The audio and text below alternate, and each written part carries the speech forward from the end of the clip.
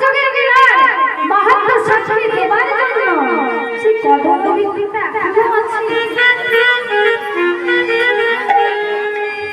আমার মনে হয় বিশ্বাস হয় না সেই কদম বিদ্যা এখন পর্যন্ত আছে বিশ্বাস হয় না।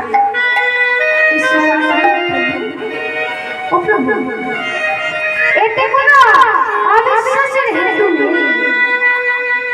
জানেন প্রভু, সেই কদম বৃক্ষটা কেমন ভাবে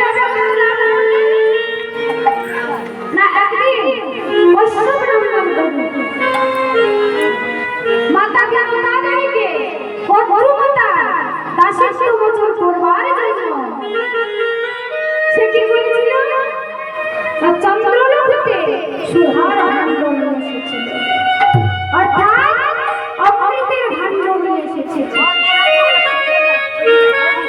আনার সময় কি করলো না আনতে আনতে গরু কি করেছিল না ওই কদম বৃক্ষের ডালে সে অমৃতের ভাণ্ডটি নামিয়েছে। সেই অমৃতের স্পর্শ পেয়ে সেই কদম বৃক্ষটা আজ পর্যন্ত অমরত্ব লাভ করেছে।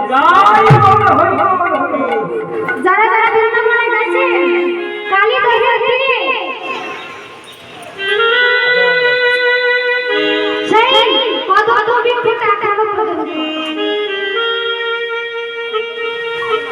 তাই বলছি সেই অমৃতের স্পর্শ পেয়ে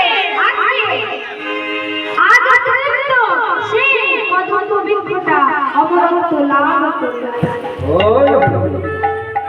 এই কথা যে প্রভু শুনেছেন আর উনি কি করলেন? এ কথা